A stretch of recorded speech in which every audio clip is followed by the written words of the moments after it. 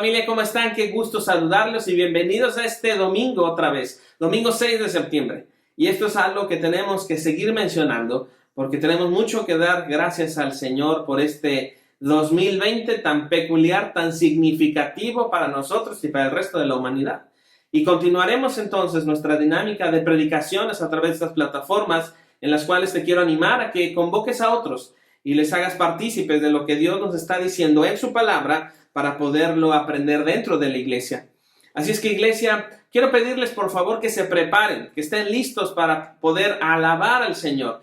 Vas a ver en la pantalla las letras y escuchar la música y cantar al Señor. Así es que canten, amada iglesia. El Señor es digno de nuestra alabanza. Así es que en Iglesia Central te invitamos a cantar a nuestro Dios.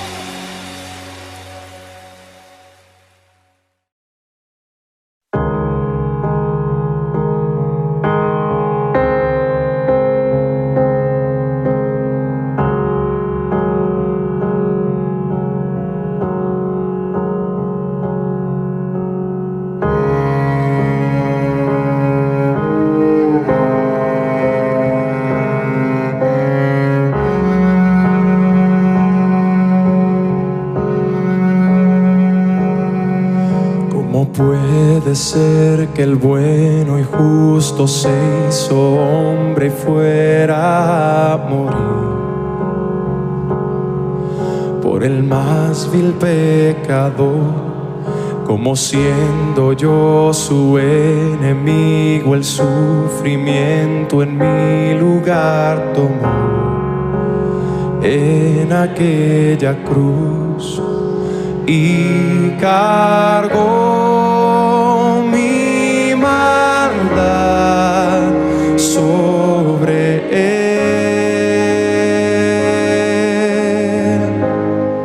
Su por la fe mía es.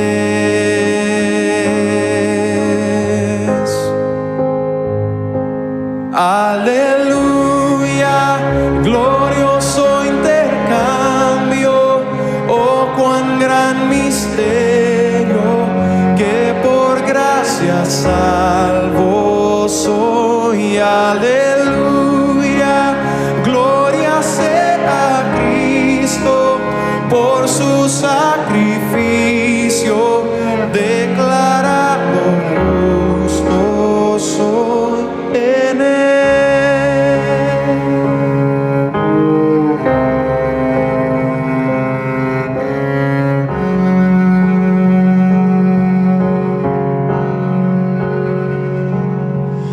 ¿Cómo es posible que en Jesús, como a su Hijo, Él me recibió?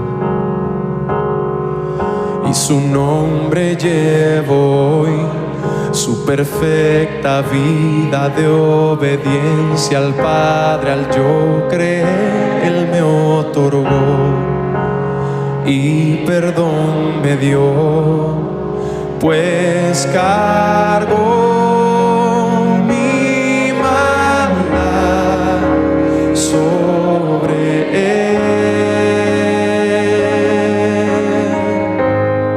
Su rectitud por la fe mía es.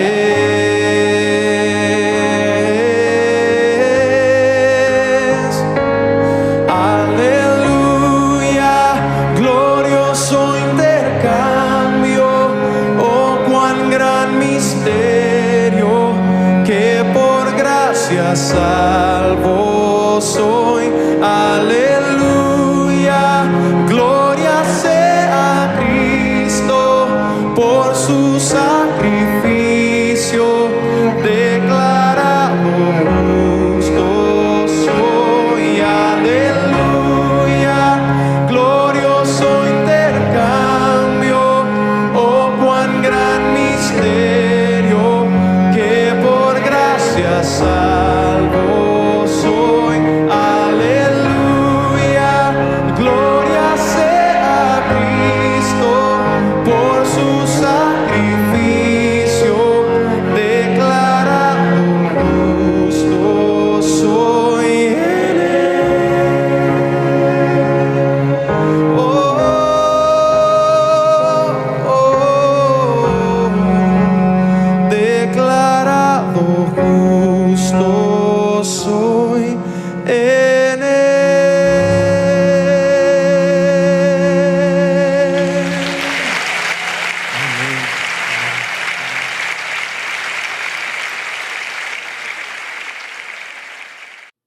Muy bien, iglesia, qué bueno que pudimos cantar al Señor, qué bueno que pudimos entonar al Señor estas alabanzas, pero también es tiempo de estar en la Escritura. Así que quiero pedirles, por favor, que tomen su Biblia y que vayamos todos juntos a comenzar esta nueva serie que he titulado El Evangelio de Jesucristo. Hemos estado primero en la carta del apóstol Pablo a los Colosenses, después nos trasladamos a 1 Timoteo y después hicimos un énfasis en 4 predicaciones en el libro de Génesis. Pero es momento ahora de tomar una nueva serie que decimos y que hemos establecido como el Evangelio de Jesucristo. Estaremos tomando porciones de la Escritura para que de manera temática podamos entender qué es el Evangelio de Jesús y entender la esperanza del Evangelio. Pero además, en esta ocasión tengo el gusto de introducir con ustedes al pastor Jorge Hernández.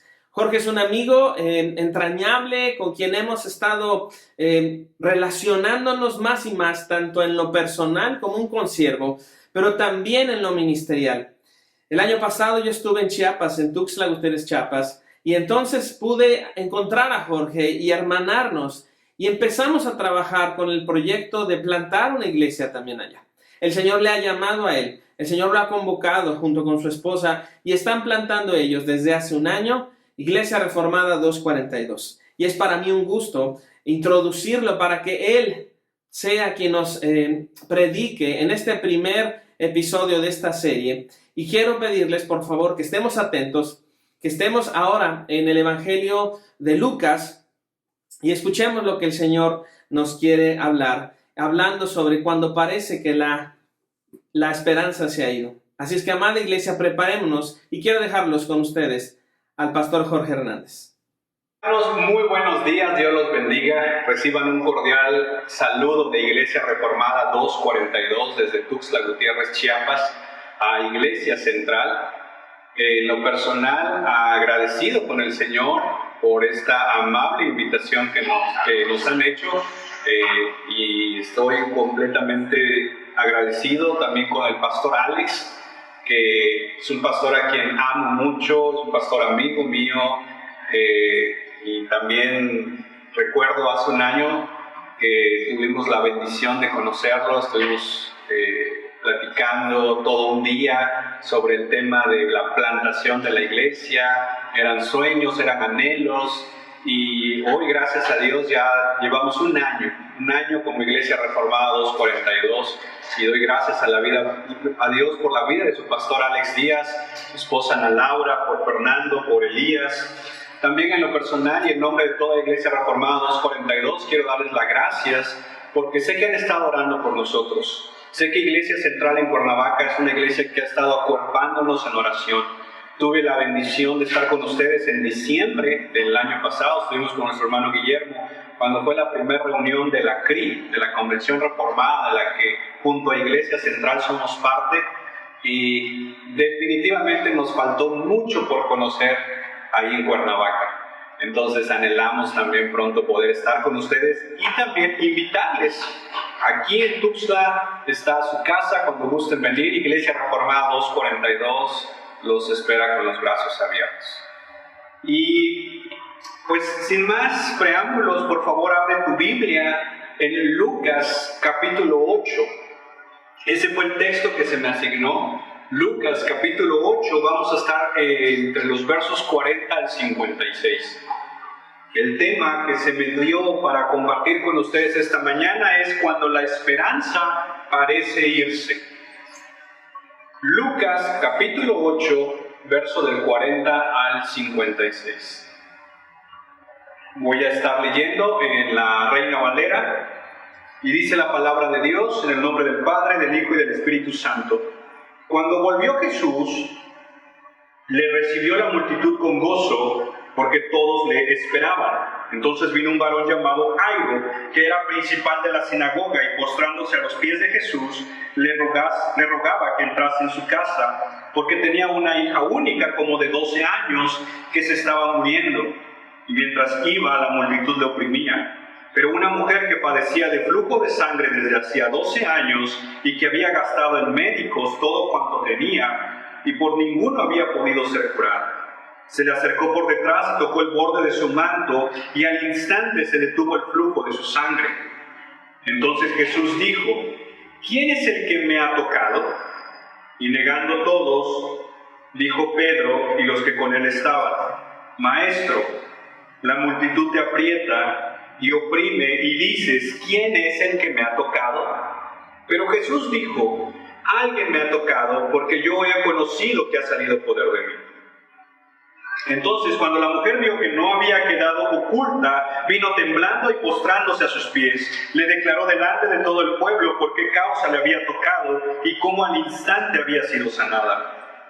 Y él le dijo: hija, tu fe te ha salvado, ve en paz. Estaban hablando aún cuando vino uno de casa del principal de la sinagoga a decirle: tu hija ha muerto, no molestes más al maestro. Oyéndolo Jesús le respondió, no temas, cree solamente y serás salva.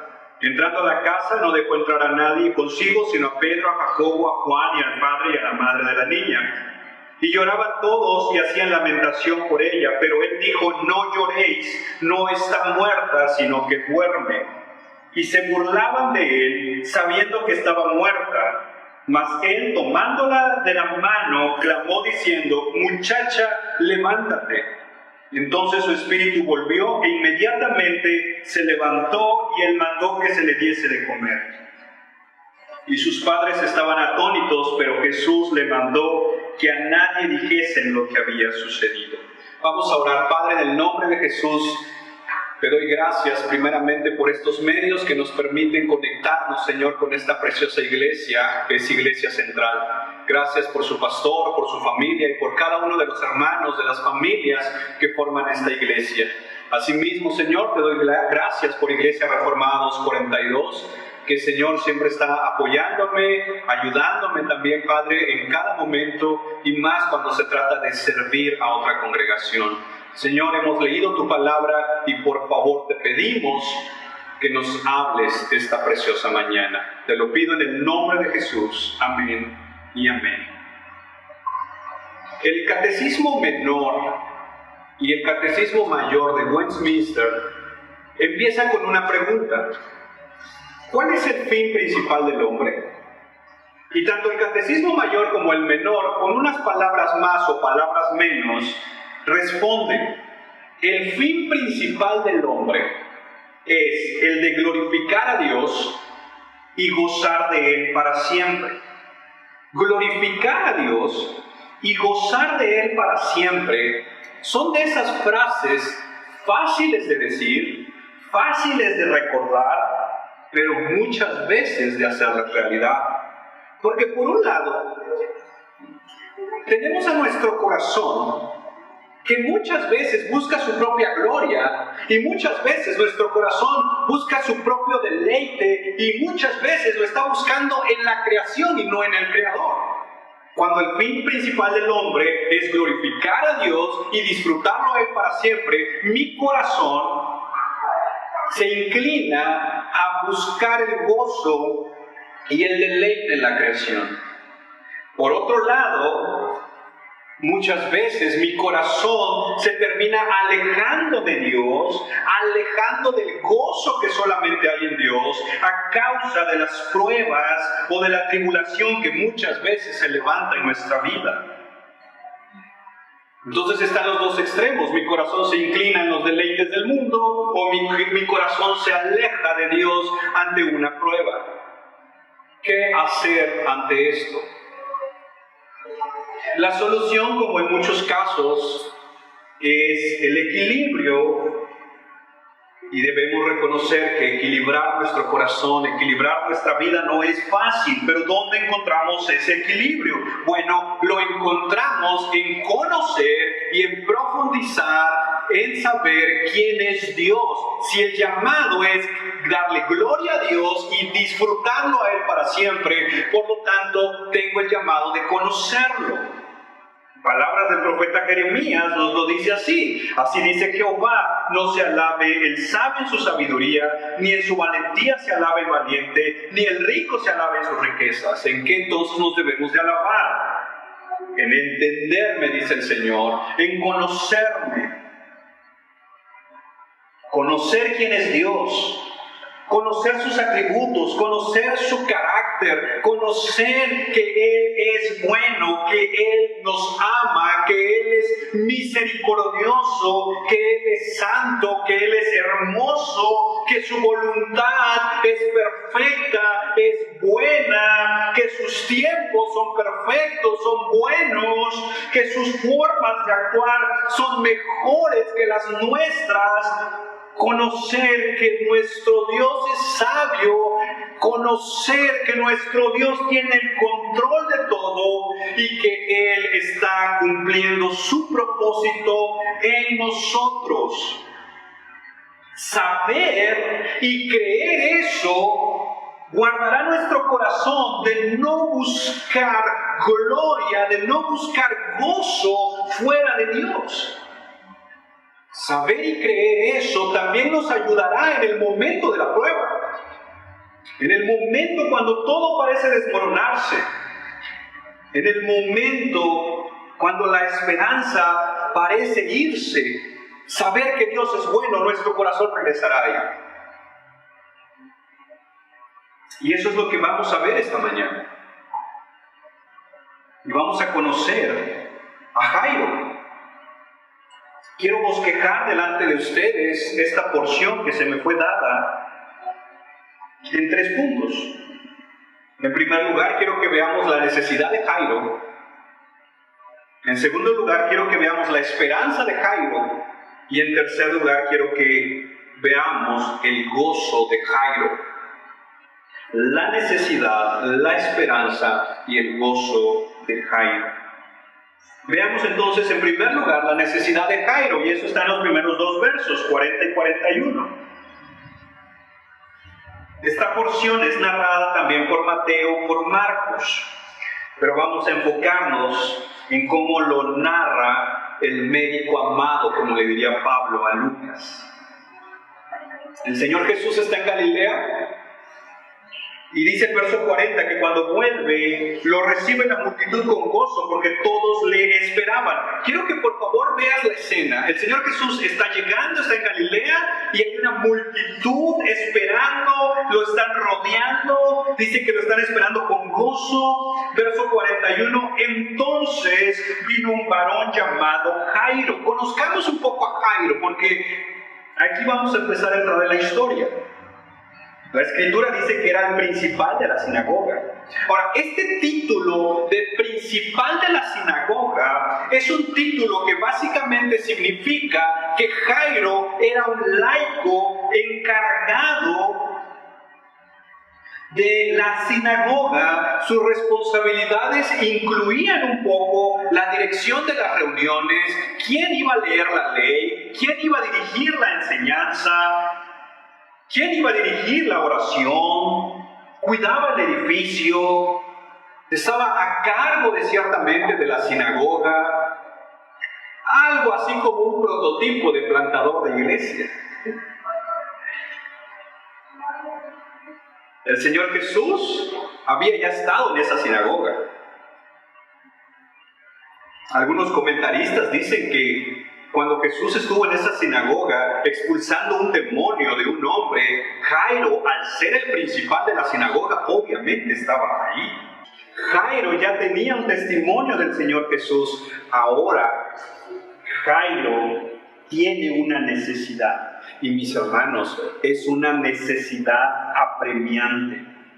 Tan apremiante es esta necesidad que ese título que tiene del principal de la sinagoga queda tirado hacia un lado. ¿Sabes por qué? Porque este hombre está tan necesitado que cuando ve al Señor Jesús, dice la Biblia que se postra a los pies de Jesús.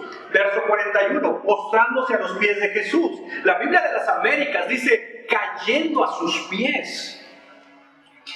Realmente el hombre estaba necesitado. Y termina el verso 41 diciendo, le rogaba que entrase en su casa. Aquí tenemos que entender esto. Dice que le rogaba, no solo le pedía. Rogar es una cosa, pedir es otra cosa. Porque un ruego surge de una necesidad que muchas veces hasta duele.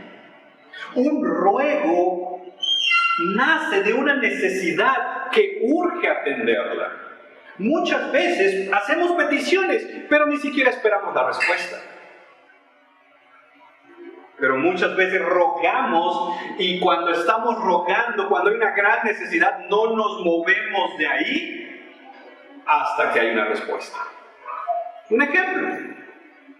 Imagínate que un día vas para tu casa, comiste bien y se te antojaron unos tacos.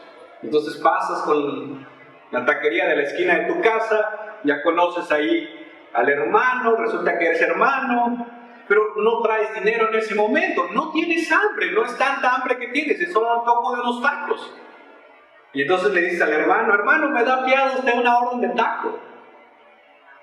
Y el hermano buena onda te dice, hermano, en el amor de Cristo no fío. No tienes la necesidad realmente de comer los tacos. Te vas, muchas gracias hermano, Dios te bendiga, le dices todavía. Pongamos el mismo escenario, nada más que ahora no has comido en todo el día. No tienes dinero. Tienes una gran hambre. Y entonces llegas nuevamente con el hermano y le dices, hermano, me das fiado una orden de tacos. Y el hermano nuevamente buena onda te dice, hermano, no fío. Pero ahí es donde a veces viene el ruego. Por favor, hermano, échame la mano, ayúdame, mañana te lo pago. O luego, tal si somos de, ahora sí, mañana te lo pago, tal vez por eso no nos lo han fiado también. Pero el ruego surge de una necesidad que duele. El ruego surge de algo que realmente está pesando en nuestro corazón, y no es para menos en el caso de Jairo. Mira el verso 42. Jairo dice que tenía una hija única, y esta hija única de 12 años prácticamente dice se estaba muriendo, estaba agonizando. Hay quienes pueden entender muy bien a Jairo. Es más, quizás hay alguien esta mañana que esté escuchando este mensaje que ha estado en los zapatos de Jairo. Algunos otros estamos rogando al Señor, pero nuestra necesidad no es tanto la sanidad de alguien más, sino la sanidad de nosotros. Otros estamos rogando a Dios por una necesidad financiera, de pagar unas deudas, de conseguir un trabajo, por algún problema en el matrimonio, relaciones en la familia, y en cierta manera podemos entender un poco a Jairo con esta necesidad. Y esto nos lleva al segundo punto, la esperanza de Jairo. Verso 43.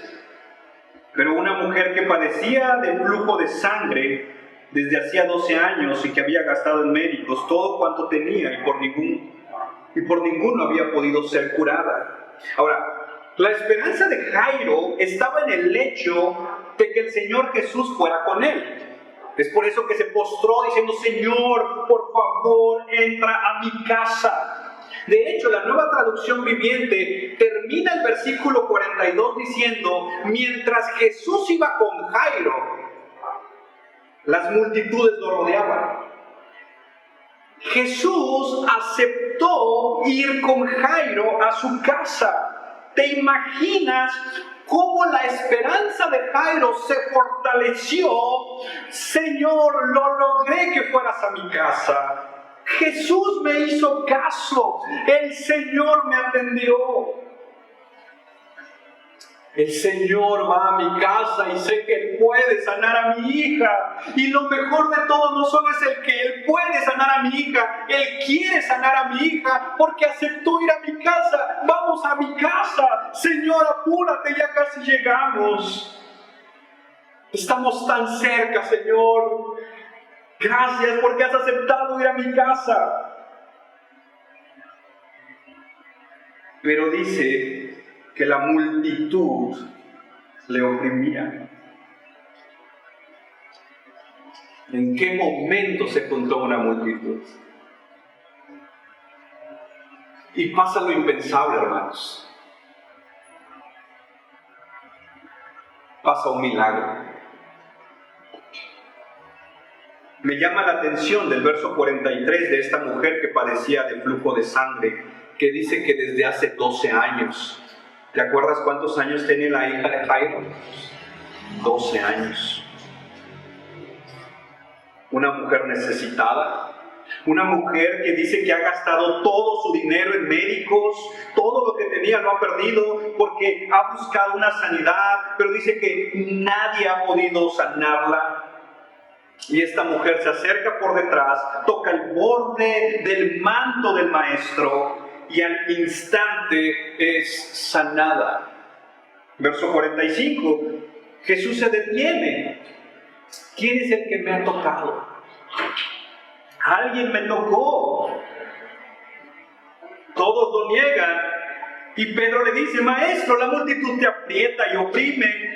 Y tú todavía preguntas quién es el que me ha tocado, como diciendo, Señor, mira cómo vamos, parece ser que todos te tocan y tú dices que alguien te ha tocado. Y Jesús con una paciencia le dice, alguien me ha tocado porque yo he conocido que ha salido poder de mí. Entonces la mujer sale del anonimato en el verso 47, viene temblando y postrándose a sus pies, le dice todo y dice que al instante había sido sanada. Y el Señor le dice, hija, tu fe te ha salvado. Hay otra versión que dice, tu fe te ha sanado. Y este milagro lo conocemos, hay alabanzas escritas de este milagro. Pero ¿y Jairo? Jairo, que estaba feliz, estaba contento de que el maestro ya iba a su casa y ahora el maestro se detuvo. Jairo está anhelando que el maestro llegue a su casa porque la necesidad es tan grande. Su hija, su única hija está muriendo y el maestro se detiene a preguntar quién lo ha tocado.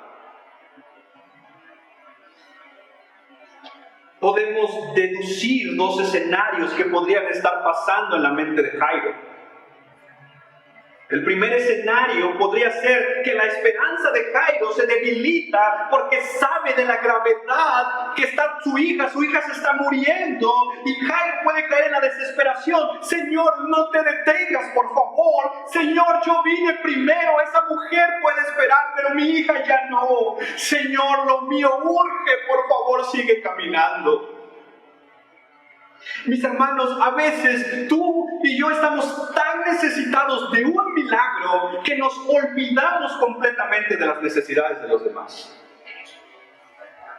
Y no es que lo nuestro no importe o no urja, pero muchas veces, y lo voy a poner en primera persona, me encierro en la idea de que hasta que mi problema se resuelva, hasta que lo mío sea atendido, entonces voy a poder ayudar en lo tuyo. Es más, ayúdame tú mejor primero en lo mío. Ese es el primer escenario en el cual podría haber caído Jairo. Señor, no te detengas, por favor. Un segundo escenario que puede estar pasando en la mente de Jairo es lo contrario. La esperanza de Jairo se fortalece. Vi cómo esa mujer, con solo tocar el borde del manto del maestro, fue sanada. 12 años, nadie la pudo haber curado. Y solo con tocar el manto fue sana. Estoy con el hombre correcto. Si él pudo sanar a esa mujer, yo sé que puede sanar a mi hija. Acabo de ver este milagro y yo sé que lo puede hacer con mi hija. Ese es el otro escenario. La esperanza de Jairo se fortalece al ver el milagro, pero el otro escenario, la esperanza de Jairo se disminuye, se desmorona, parece perderse al ver que el maestro se detuvo. ¿En qué escenario nos ponemos nosotros cuando pareciera ser que el maestro no actúa? Muchas veces nuestro escenario es el primero. Nos desesperamos por ver que el Señor Jesús está sanando a otros y no a mí. Nos desesperamos porque el Señor Jesús está ayudando a otros, que está respondiendo las oraciones de otros, pero no la mía. Y entonces la escena parece detenerse y llegas al verso 49, cuando el Señor Jesús está hablando aún. Y viene uno de la casa de Jairo a decirle, ha pasado algo, Jairo. Tu hija ha muerto. ¿Te imaginas a Jairo escuchar esa noticia? Señor, si tan solo hubiera sido más rápido, mi hija no hubiera muerto. Señor, si tan solo no te hubieras detenido por esta mujer, mi hija todavía pudiera estar viva. Señor, si tan solo hubieras ignorado a esta mujer pudo haber esperado, mi hija ya no.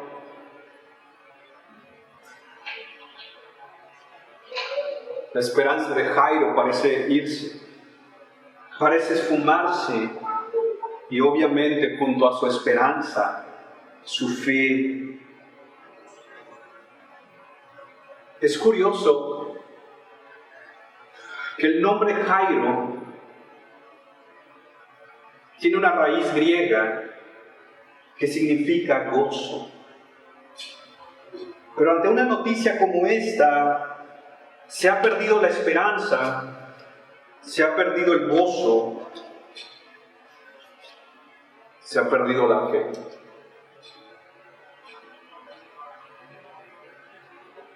Y para terminar el verso 49, dice: no molestes más al maestro. Se parece a esas frases que dice: ¿ya para qué oras? ¿Ya para qué vas? ¿Ya para qué te congregas? ¿Ya para qué sigues? ¿Ya para qué? Ya no molestes al maestro, ya no hay nada que hacer, ya todo se acabó.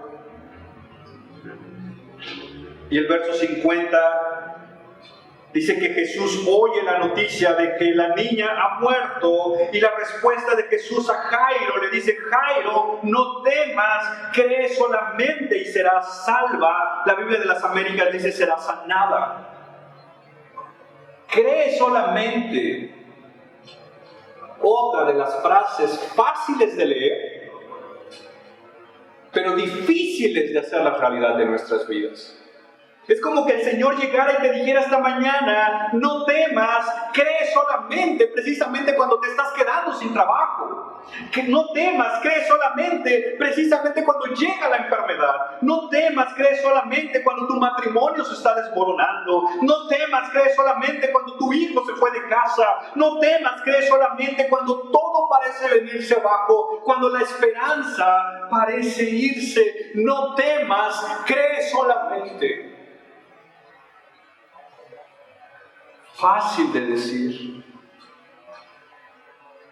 pero cuán difícil hacerlo una realidad. Y esto me lleva al punto 3 de mi sermón: el gozo de Jairo. Ya vimos la necesidad de Jairo, ya vimos la esperanza de Jairo, ahora veamos su gozo. Verso 51: por fin Jesús llegó a la casa, por fin. Tarde para muchos, porque la niña había muerto. Entra a la casa, no deja entrar a nadie, solamente a Pedro, a Jacobo, a Juan, al padre y a la madre de la niña. El velorio ya está. Creo que es Mateo, Marcos, que dice que ya estaba todo el asunto del velorio. Lloraban todos y hacían lamentación por ella. Entonces Jesús entra y les dice: no lloren, no está muerta, sino que duerme. Y mira cuán fácil pasan del llanto a la burla. Verso 53. Se burlaban de él sabiendo que estaba muerta. Verso 54. Mas él, tomándola de la mano. Permíteme detenerme ahí un momento, porque esto es importante. Jesús va hacia la niña que está muerta y la toma de la mano, y esto es importante. Hace unos minutos, una mujer con flujo de sangre tocó el manto del maestro. Según Levítico capítulo 15, verso 25, una mujer que estuviera con flujo de sangre, tocara lo que fuese, quedaba inmundo. La ley la consideraba inmunda, por tanto, tocar al maestro lo hacía inmundo ante la ley. Ahora Jesús toca a una niña muerta, y según Números capítulo 5, verso 2, tocar a una persona muerta te hacía inmundo. Pero mis hermanos, poderoso es nuestro Señor para dar vida a un muerto y para limpiar lo que ha sido considerado inmundo. Este es nuestro Señor y Salvador. De hecho, esto, mis hermanos, es lo que Él ha ha hecho en nuestras vidas. Nuestras obras, por muy buenas, por muchas fotos que las tomamos para subirlas a las redes sociales, si esas obras son presentadas sin Cristo, dice Isaías, que son como un trapo de inmundicia delante de Él. Mi vida, tu vida sin Cristo estaba muerta espiritualmente. Pero solo un toque del Maestro, solo bastó para que Él viniera a nuestra casa. Y mis hermanos, Jesús no tocó la puerta, porque si hubiera tocado la puerta, yo no le hubiera abierto. No, Jesús no tocó la puerta, Jesús entró, irrumpió en nuestros corazones muertos en delitos y pecados y nos dio vida. Esa, mis hermanos, es la obra gloriosa de salvación que nuestro Señor Jesucristo ha hecho en nosotros. Personas inmundas por el pecado, personas muertas en nuestros delitos, en nuestros pecados, muertos espiritualmente, pero que hemos venido a la santidad, que hemos venido a la vida eterna por la obra gloriosa de nuestro Señor Jesucristo. Eso, mis hermanos, es nuestro gozo. Nosotros estábamos muertos, no físicamente como la niña, muertos espiritualmente, pero Jesús vino y nos ha dado vida. Y de hecho eso es lo que pasa en el verso 55. Dice que el Espíritu volvió, e inmediatamente se levantó, y Jesús manda que se le diese de comer. Si hubiera estado en Chiapas, se le da café con pan también. Y sus padres estaban atónitos. Allí estaba Jairo.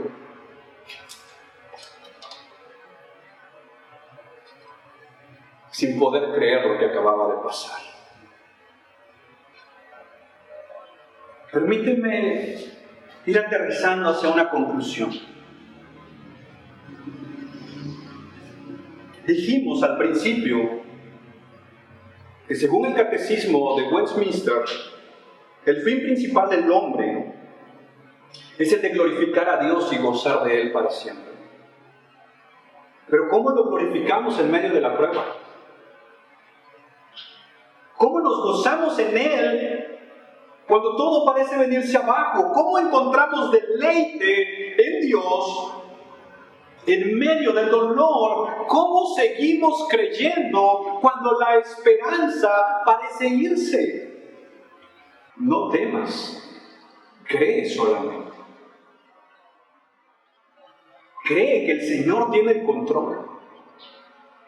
Y si hoy tu oración aún no tiene una respuesta, es porque Él sigue teniendo el control.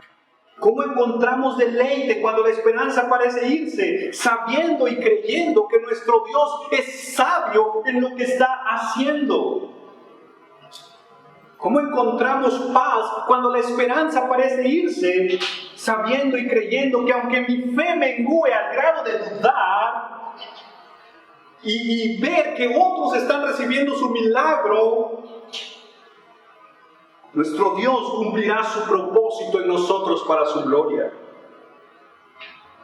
Sabiendo que aún en medio de mis reclamos, en medio de mis dudas, en medio de mis lágrimas, mi esperanza se fortalece en Cristo Jesús, porque Él venció la muerte en la cruz del Calvario.